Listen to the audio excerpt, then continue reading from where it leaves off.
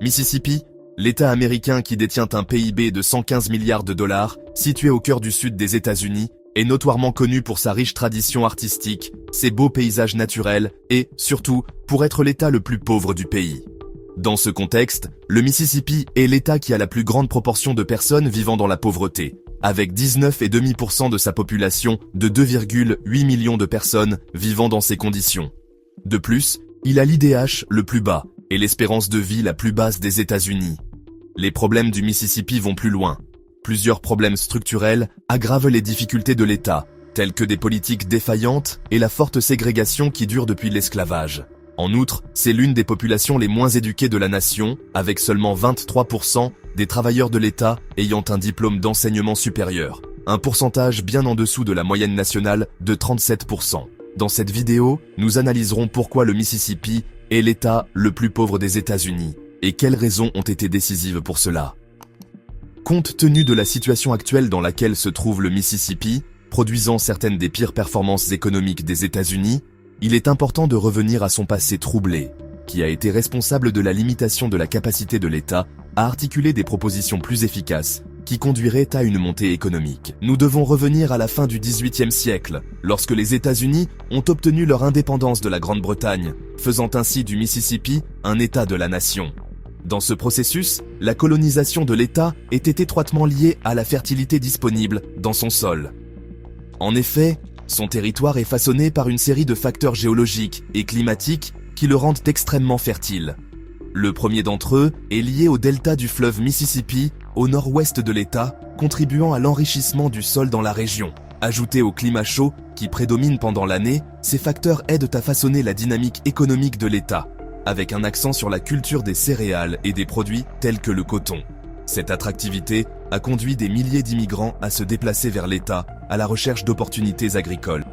Cependant, tout comme la colonisation et la colonisation du Mississippi se sont produites rapidement, le travail des esclaves dans la région s'est également rapidement étendu, durant plus d'un siècle. Pour vous donner une idée, en 1820, il y avait environ 33 000 esclaves, mais en 1860, ce nombre avait atteint 437 000, représentant plus de la moitié de la population du Mississippi.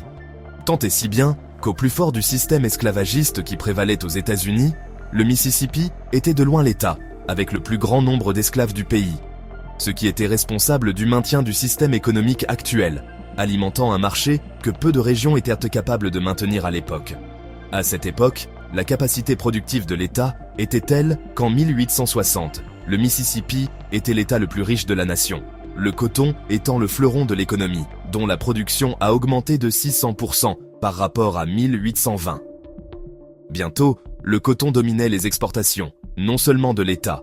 Le mode de vie de la moitié de la population était basé sur ce modèle, tandis qu'une petite classe d'individus récoltait les fruits du statut de l'État en tant que l'un des plus riches du pays au XIXe siècle. Quelque chose qui a été réalisé dans la seconde moitié du XXe siècle, lorsque l'industrie manufacturière a été établie dans l'État, en particulier après la mise en œuvre d'un ensemble d'incitations économiques et fiscales pour attirer les entreprises.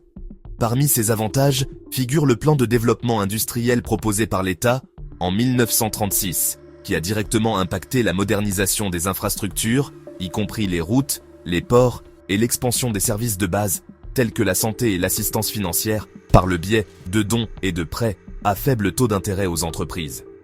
Bien que progressivement, ces mesures mises en œuvre dans le Mississippi ont encouragé l'industrie à devenir le principal secteur d'employabilité de l'État en 1965.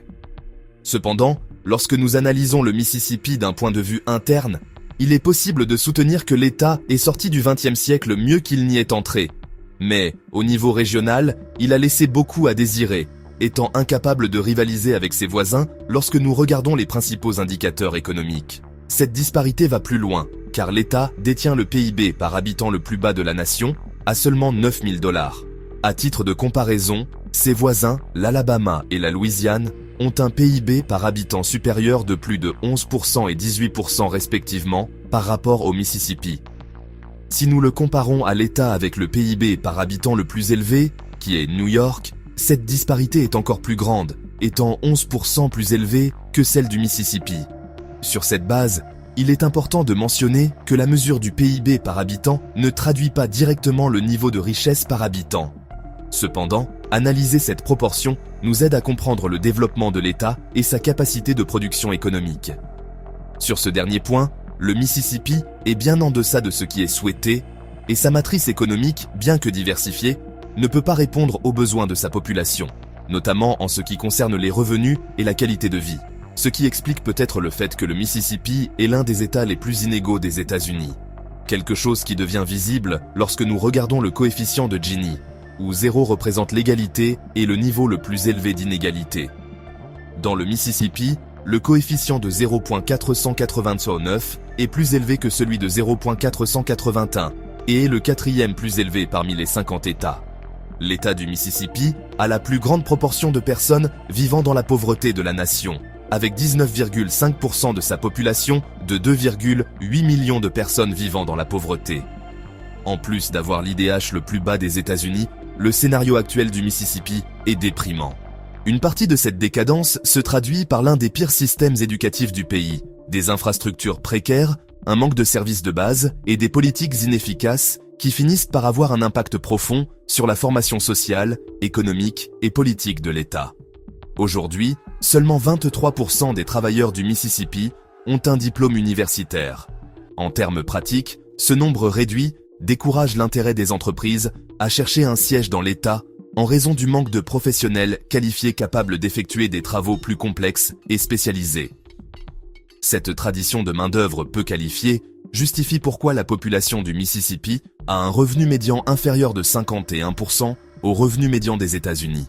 Par conséquent, bien que le Mississippi ait été l'un des États les plus riches des États-Unis dans le passé, les conflits politiques et sociaux ont rendu difficile la réalisation de la stabilité nécessaire pour créer des propositions de développement plus efficaces et dynamiques. Un bon exemple de cela est la tardive industrialisation et l'inégalité socio-économique par rapport au reste du pays. Pour résoudre ce problème, il est nécessaire que le Mississippi recherche des politiques plus inclusives, améliore son éducation, qualifie ses travailleurs, encourage la diversification économique et élargisse la compétitivité du marché intérieur, afin que l'État puisse à nouveau se démarquer économiquement. Merci beaucoup à vous qui êtes arrivés jusqu'ici. Si possible, commentez ci-dessous le prochain sujet que vous souhaitez voir sur la chaîne. Aussi, aimez la vidéo, abonnez-vous et partagez le contenu avec vos amis. Merci encore pour votre audience et à bientôt dans la prochaine vidéo.